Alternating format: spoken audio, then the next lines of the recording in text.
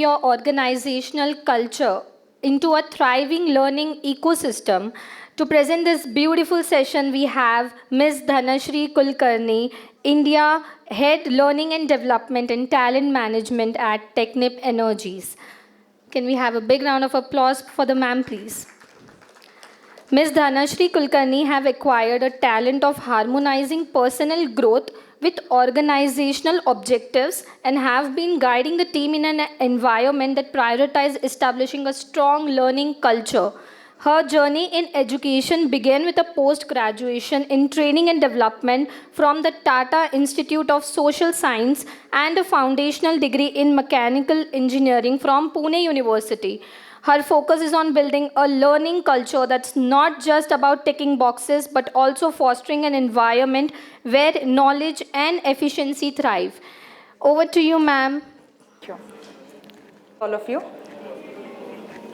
So we had some very heavy sessions, so I'll try my best to keep it as simple as possible.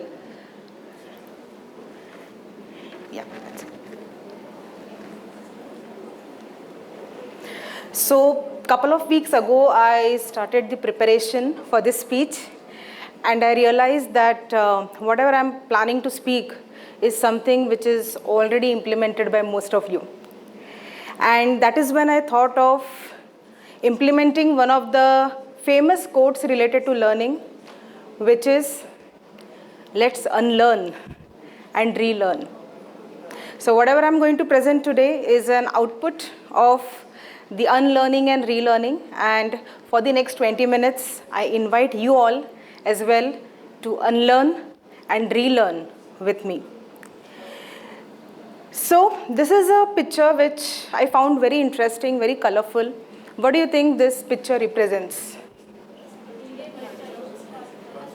Culture? India? Heritage? Yeah? So this is a very good example of India's culture, right? The most prominent thing that comes out is culture. And how do we define culture? We have a very stereotyped definition of culture, right? A set of values, set of beliefs, attitudes, systems, the way we behave, the way we act in this society is something that is called as culture. We all agree with this? I differ to agree. Let us think about one of the most important elements of Indian culture, which is our food, loved by global citizens. Where does this culture of food originate from? If you see, India is a country with a very diverse weather, nutritious soil, which helps in growing multiple types of vegetables and spices, which have been used by our ancestors for thousands and thousands of years to make a variety of vegetarian, non-vegetarian dishes which are spicy. And if you'll take a look, you'll realize that everything that is about culture of any country or any geography is highly dependent on the weather conditions, the terrain, the leaders, the history that they share, and everything that they do today, which is a part of their culture, is a culmination of it. And hence, I would like to say that culture is a byproduct of a geography's weather conditions, environmental conditions, the leaders, the rulers in the past. And culture is not an independent definition which can be worked upon. Now let us take this definition of culture to the next level, where we always talk about the culture of the organization. Again, we follow the same definition. The culture of the organization is about the set of values, beliefs, the outcome that we bring in. Again, here I differ to say that the culture of an organization is the byproduct of the vision of the organization, the policies, the processes, the values, and most importantly, the leadership style. We cannot change the culture of an organization without this. When this changes, the culture automatically changes. Do you agree with me on this? Yeah? Now, I'm trying to relate this with the culture of learning. So whenever we talk about building learning culture in an organization, and since it's a byproduct of these things, we say, oh, we have taken care of it all. You are talking about vision. Our CEO has taken a target of 40 hours of learning per year for our employees. You are talking about processes. We have fabulous leadership development programs. You are talking about policies. We have an amazing campus to corporate policy available in place. Now, these are the things which satisfy the needs of our customers, which is our management. What is typically ignored is the need of our consumer. And who is our consumer? The employees, the learners. So what is necessary to understand is that, do our policies, processes, systems, tools, leadership style meet the needs of our learners? Have you ever thought about this? Are our processes strong enough to meet the needs of our learners? Now, what are the needs of our learners? Our learners are very, I would say, simple people, having very simple expectations. What is it that they need? Growth, recognition, compensation. We all hear this from all the employees who stay with us and who leave us. Now that we know what our consumers need, we know that we want to build a learning culture which is not just built independently by a learning team or the management, because culture is built by each and every employee. Our role now is to see how the vision, the processes, the tools, the leadership style is transformed in a way so that people realize that learning can result into all these things. Do we do this? We may talk great things, right? As HR, people and culture, learning, whatever we call it. We always talk to our employees. Our learning programs are the best. We hire the best facilitators. We hire the best learning consultants, and we offer best kind of services. And you know what? If you learn, you will definitely grow in this organization. I can see some smiles. Nobody is believing me. Let me give you a live example. Okay? So if I tell over here to you all right now that I can levitate myself, will you believe me? No? Seriously? Okay. I can levitate myself. I can lift myself up. Okay? Not jumping, but properly levitate. Okay? You are not going to believe it. Now if I say that I'm going to lock up this room and you all are going to be my hostages.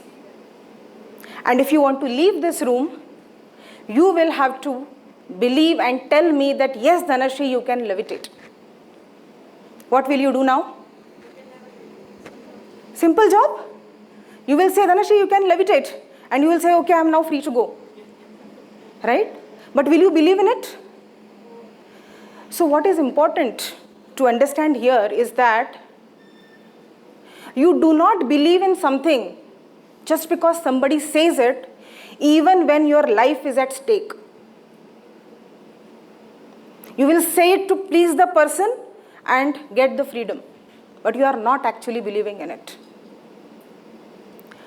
So now the next question that I have for you is, do you think our learners, our employees will believe in us just because we are saying it when there is absolutely nothing at stake?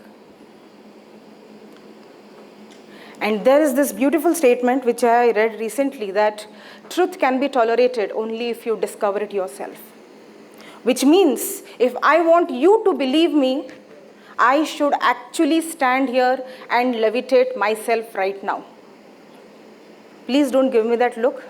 I'm not going to do that. I can't do that. This was just an example. So the only way to convince people is to show them a proof of evidence. Do you agree? Now, how do we do this? What could be the answer? Yes? What could be the answer?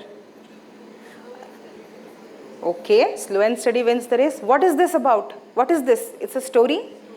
Do I need to tell you the story? We all know the story. So what is important is storytelling. I don't want to go and give a big speech on what are the learning opportunities available in my organization and how it's going to benefit them.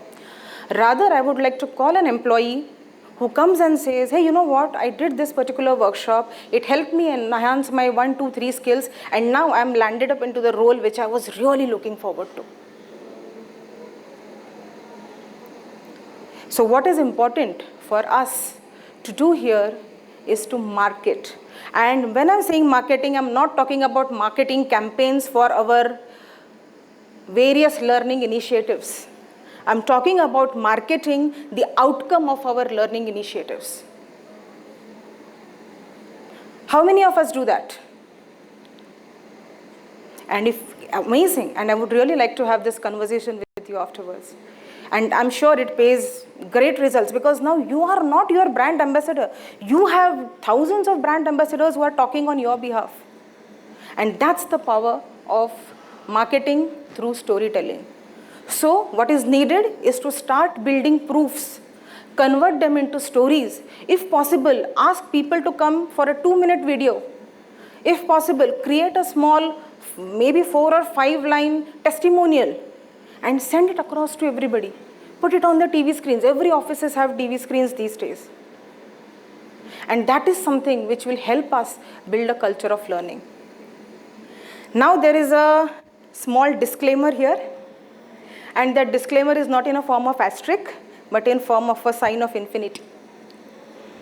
The small problem is that culture is not static.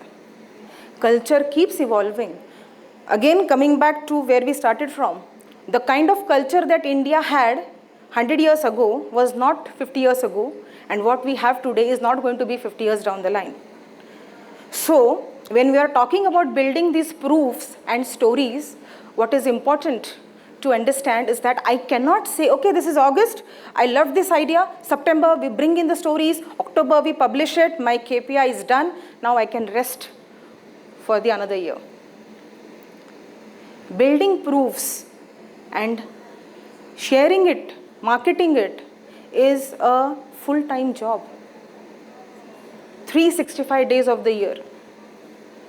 And if we are able to do this consistently, then and then only we can bring a shift in the culture of learning within the organization, because now people are seeing and then believing it. They are not pretending and believing in it. And that's I would say, the new learning that I had related to building learning culture within the organization. Understanding that we cannot independently build a culture of learning. What has to be done, most importantly, is to work on the vision, processes, tools from the consumer's perspective. What consumers need is typically growth, recognition, appreciation, reward, better compensation. Link all your learning initiatives with that and tell employees. And it's not that if you attend a program, you get a promotion. It's about you attend a program, you develop these skills, you go the other way around. What is it that you want to become? What is the next role that you want to target? Oh, you know what? For this next role, these are the 5 skills you need to develop. And then, after these 5 skills are developed, the employee has to get an opportunity at least to be in the interview, if not the only one to get selected, because there will be multiple people who will compete for that position. So doing it this way is something which will help us build learning culture within the organization. I would like to share one very interesting thought that came to my mind when I was relearning many things. So a question for you all. Do you all know how to go to the main gate from here? Main gate of this property? Do you all know? Yeah. Do you all know which way is the washroom? Did you learn it? Then how come you know it? Pardon? You found it, I agree, but now how do you know it? You did not learn, okay, I will go out, then I will take a door, then from the door I'll take a left. You did not do that, right? Did you learn it? You experienced it? Yes? Okay, agree. So I'm talking about the retention part. You saw, you went, but now also you know how to go there. Memory. Okay, yes. Routine. So there is a very important and interesting term in neuroscience which is called as latent learning. So latent learning is a kind of learning where we are learning but we don't realize we are learning. And the beauty is we remember it only when it is needed. So maybe till the time if I would have not asked you which way is the exit, you were not even knowing, but the moment you want to go out, you know where the exit is. So latent learning is something that we continuously keep learning without realizing that we are learning, and we use that knowledge, we access that memory when it is most needed. And most of our learning comes from latent learning. And that's the amazing quality of our brain. Since I could not do much research on this, I don't have much to tell you. However, I would like to take an opportunity of this conference to invite you all for a discussion on how we can use latent learning to enhance or upskill our employees. So maybe we can have this conversation at the end of the workshop. Thank you. Yes. Yes, sir. A lot of people may not relate to it. I read it in Reader's Digest a decade ago. The tortoise doesn't have time. The author wrote the story for the tortoise market because hares don't have time to win. They're too busy winning the game. Right. So probably we need to turn the story around, and we need to, when you say latent learning, we need to choose our target audience wisely. Maybe that's, it's an alternate to the story that we were all taught when we were kids. Sure, so I just why wanted not? to share that. Yes, that's a very interesting perspective. Yes, we have somebody over there at the back.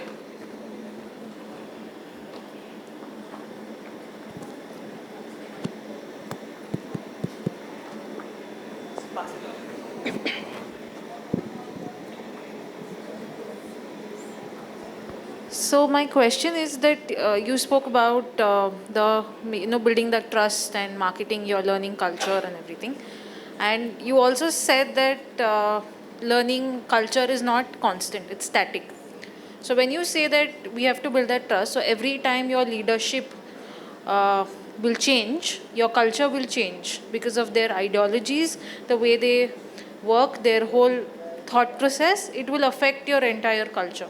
Yes. So in such a scenario where learning is so dynamic and so evolving constantly, then how do you ensure? Because most of the times this affects the most lower rung of your learning, the ones who are doing all the meticulous jobs, and they don't change jobs that easily. They usually stick around for a very long time.